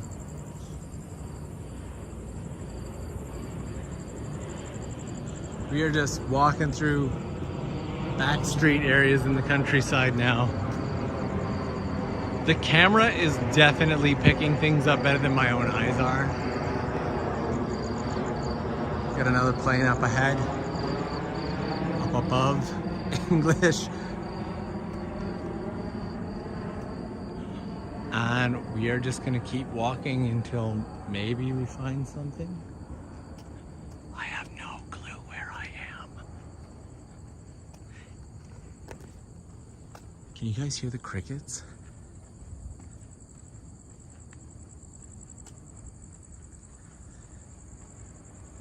Aircraft type 737-881, thank you very much. Also, when I come out for these evening walks, I need to remember to wear reflective stuff. I am definitely the most invisible thing in the world right now. Like, Look at that. Can't even see me at all because I'm dressed all in black. So I am completely invisible, but we have these two little streetlights here to keep us company. And they feel so bright because everything else is so dark. Wow. Oh, why is there a spider web here? It's so wide and open. What is going on? No. And Crow, who doesn't want to be called Zero, is saying, just got to my boyfriend's place and guess what he's streaming? Hi from the tall ship race shenanigans in Antwerp. Ooh, the tall ship races. I used to love in Toronto watching the tall ships come in. Absolutely love that. And then we have these tiny little countryside apartments out here.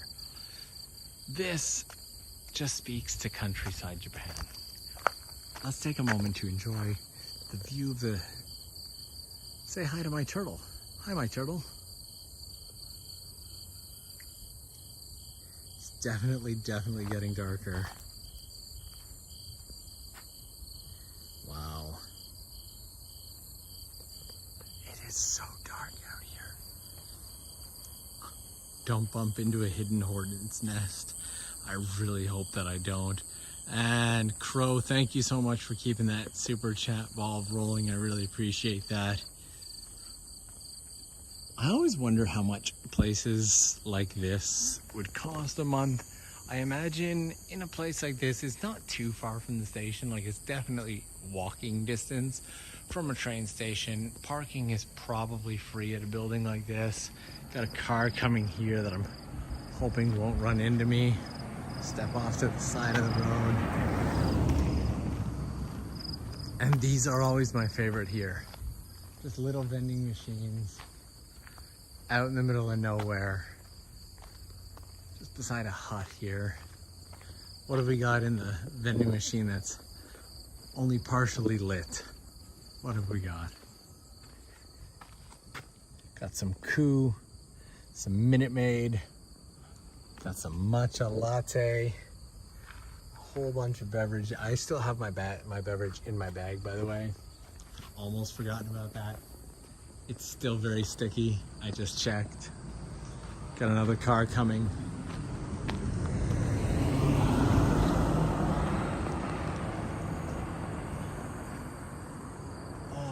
Oh, jeez, that scared me. Oh man, I jumped. Oh, I did not see that coming. Oh. Where are you at, doggo? There's a doggo there. Oh, I did not see that doggo. Oh, we are walking away. Yeah, at least it wasn't a giant pane of glass that we walked into, but still. Whew. Did that get anybody else's heart going? Because it got my heart going. Whew. All right. If I wasn't awake before, I am now. Oh boy. Where are we going? Looks like there are at least some lights out on the street here, so we'll walk this way. See if we can't find ourselves a clean pair of pants. Yeah. I don't even know what kind of dog. It was probably like a little chihuahua or something. It sounded scary. And it was really close. Like, I felt the wind to it come on. Like, I felt the wind come off of it and hit my hand at first. So I was way closer to that dog than I probably wanted to be. It probably wasn't super happy to see me there either. Feeling was mutual, buddy. Feeling was mutual. And let's walk down this way. Enjoy these beautiful red lights.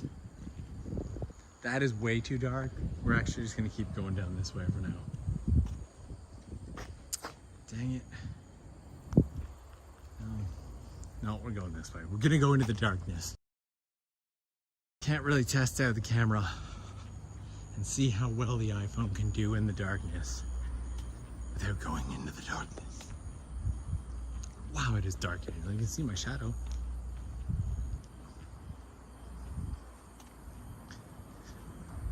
it would be a good idea to have a headlamp while doing these walks. Maybe, maybe not, who knows.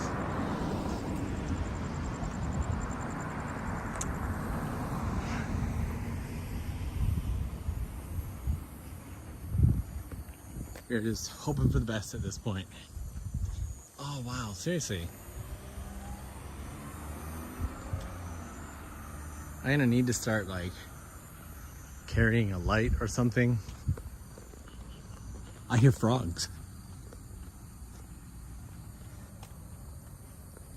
Go to an abandoned house. Yes, I will do that. I will go to an abandoned house in the middle of the night in a countryside town that I'm not yet familiar with on the live stream. Sounds so safe. Why don't we do it twice? I think that'd be a great idea. There's no chance of death at all. I feel like we have giant rice fields out here that we can't see.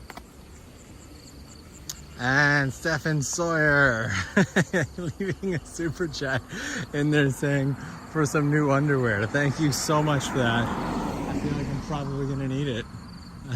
That dog really did make me jump. Whew.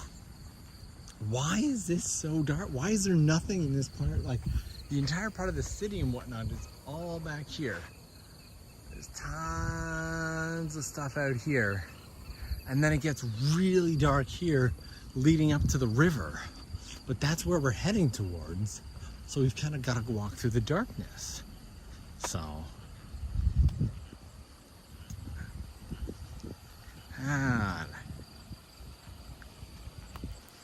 Remember you went to the back streets of Akihabara? Time is moving so fast. Almost 9 months now. Wow. I did a video in Akihabara, I don't know, half a year ago. And I pointed out this beautiful little space. What do we got here? Spiders. We got spiders here.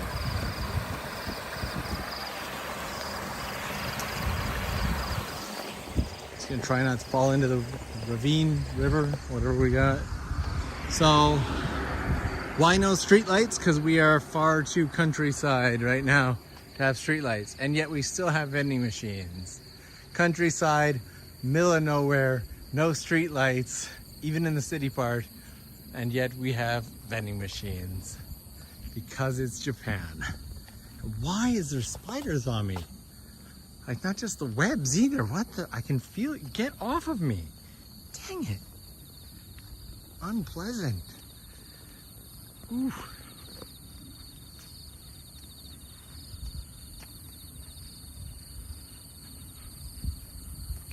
All right, so the river is right up there.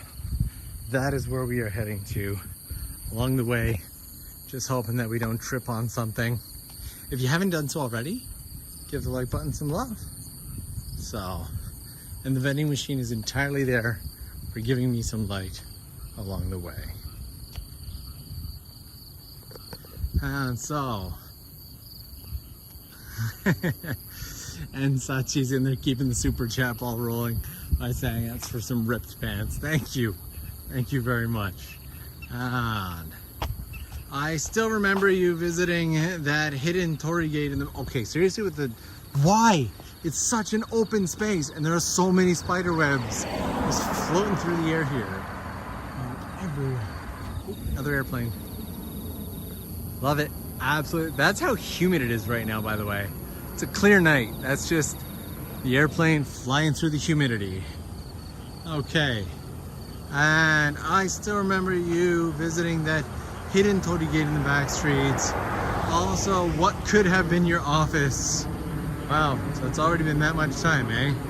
So, that could have been office space. I absolutely, ooh, there we go.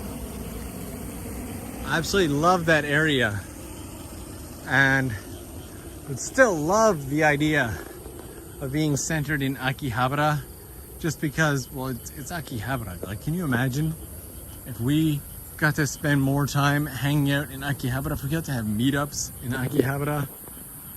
I'd be down for that. and Cookie Ninja saying we need more Japan facts. Okay, well, I will give you some Japan facts right now. First and foremost, Japan is actually one of the newest creations in terms of countries. You see, everybody thinks that Japan has this really long history, but the truth about Japan is that Japan, if you've ever seen the TV show, The Toys That Made Us, it talks about how, for example, the Ninja Turtles TV shows and whatnot were created for the sole purpose of selling the Ninja Turtles toy line and whatnot. And seriously, the number, sorry guys, just saying, it is just non-stop spider webs walking through here. Holy heck, this was a poor choice of places to walk. Holy wow, it was a lot. It is really a lot. So in the same way that the Ninja Turtles TV show was created for the purpose of selling Ninja Turtles like merch and toys and everything like that, the country of Japan was actually created for the sole purpose of selling ninja stars to foreigners overseas. You see, it's not actually a real country with this big long history that we've all been pitched to believe.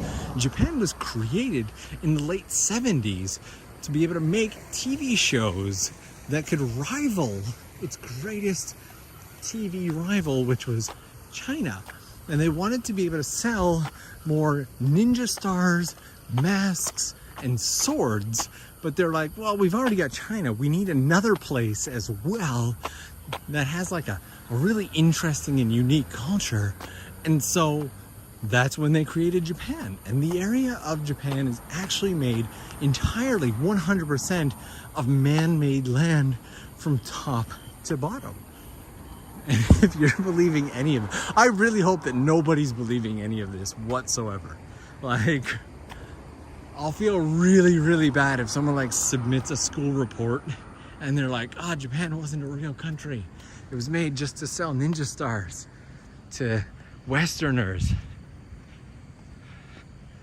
There are some Japan facts. And there are probably a good 30 plus spider webs all over me right now. Oh boy, that is a lot of spider webs.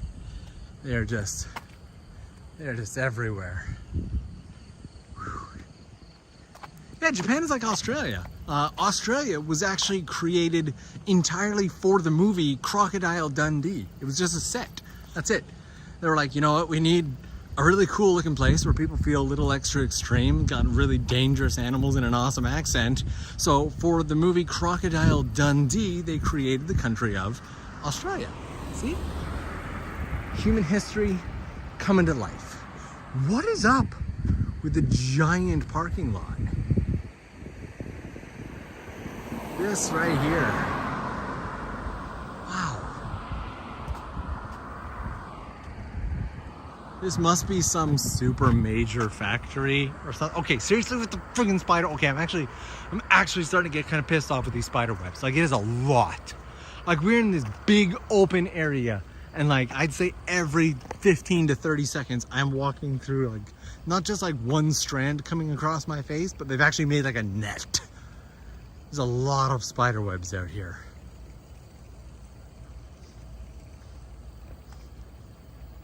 You gotta believe it, friends. Japan didn't exist before the 1970s. It didn't. That's the beauty of it. That's the beauty. Like geisha? Geisha actually, oh my goodness. Seriously. Okay. I'm gonna lose it. Like, have you ever seen the Office episode where Jim like keeps biting his tongue? And like, by the end of the episode, Jim just kind of like gives up, takes off his mic and like leaves because he's bitten his tongue too much and he's like really frustrated with it. That's where we are, that's where we're at right now.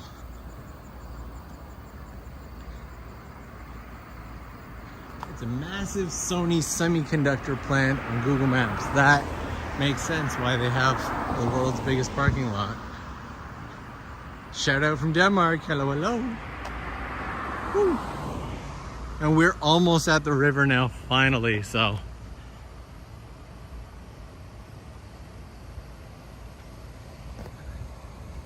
If you had a patented ninja star, those spiders wouldn't be messing with you. It's not even a spider. Like, there's only a couple spiders I found on me so far.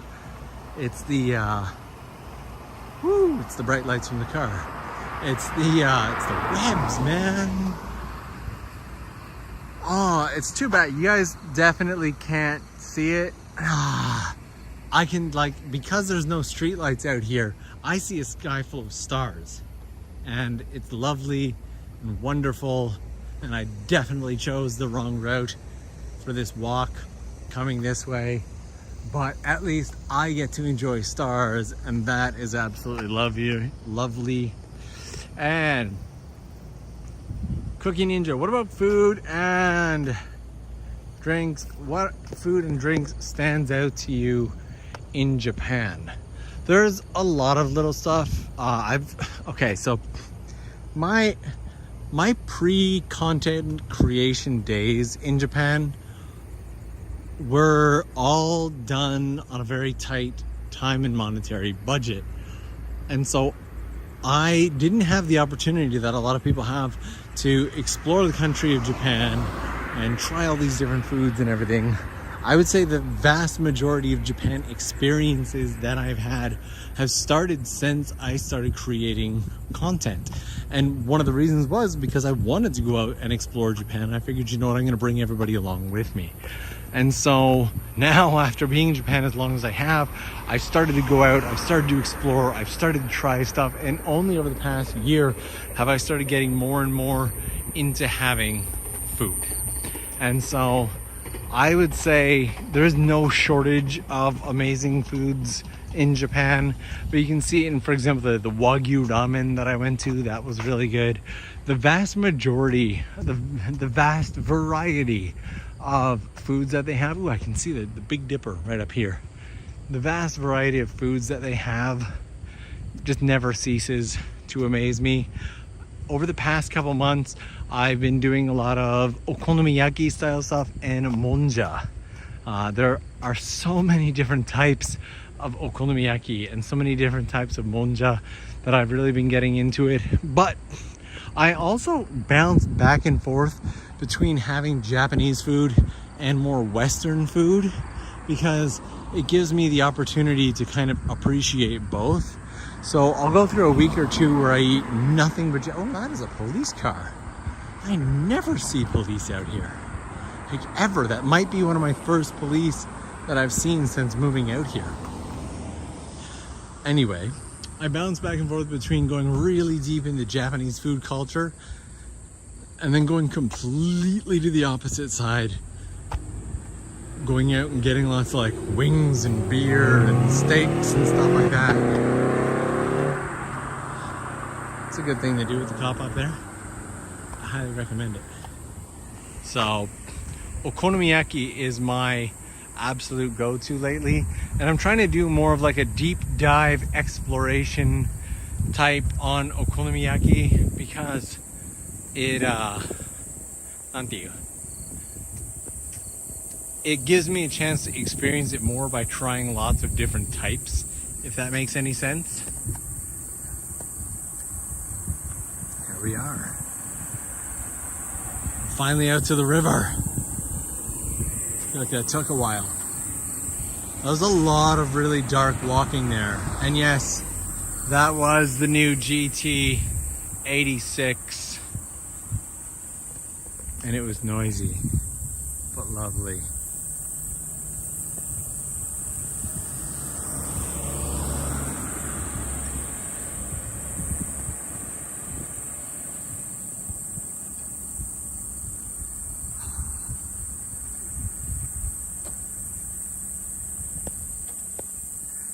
And there's one comment here that I really want to read out, and it's Queen of the Jungle says, I appreciate you bringing us with you. Well, I thought they were like getting out to rob me. And then I realized that they're probably not. I appreciate you bringing us with you because I'm too ill to travel now and might be for a while. Japan is on my bucket list. And I want to address this because this is a very large part of why I started creating content. You see, couple of years back, my mom and dad were able to come and visit me here in Japan, but I didn't ever actually think that they would be able to do that. I didn't think that that would be a possibility at any point.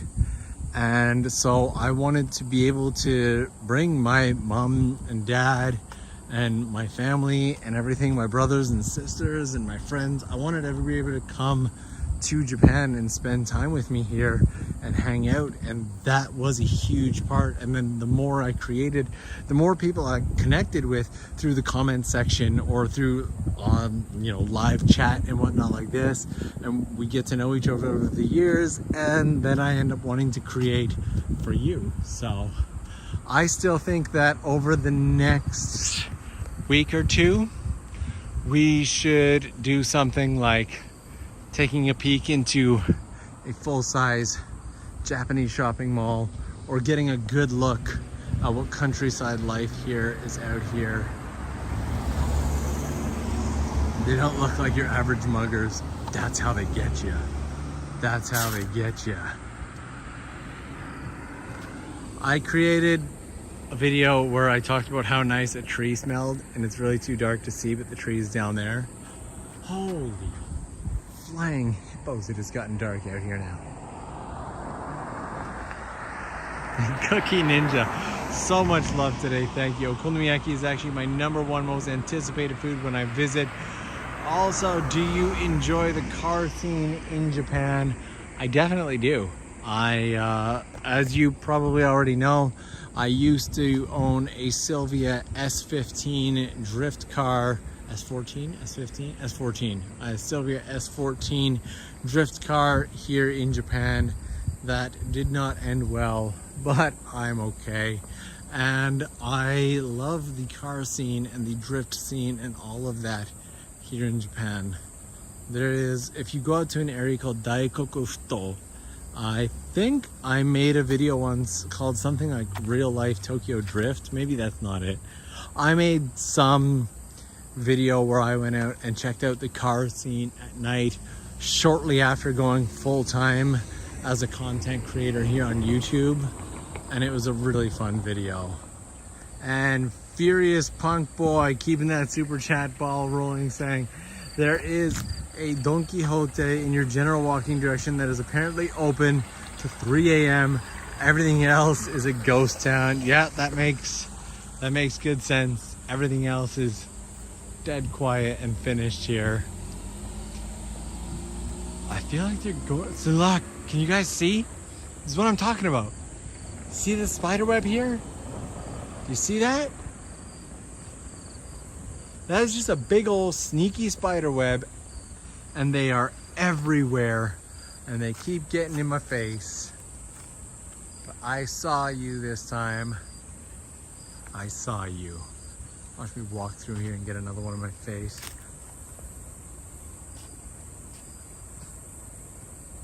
So there we go. I think that we're gonna need to do another stream later on in the week at like 4:30 in the morning or something out here in the countryside. A nice early morning walk. If that is something that you're interested in, if there's something that you want to see in this area, drop it into the comments section when this video goes live. Definitely leave me something in the comments. I want to know if you guys are interested in seeing the countryside first thing in the morning. Thank you all so much for joining today. Be sure to give that like button some love if you haven't already. If you haven't hit the subscribe button, hit that. And you guys know I will see you all again real soon. Patreon crew, I think we're gonna go over and do a little bit of a live stream on the Patreon secret Instagram. I'll see you guys over there in just a few minutes. Love y'all.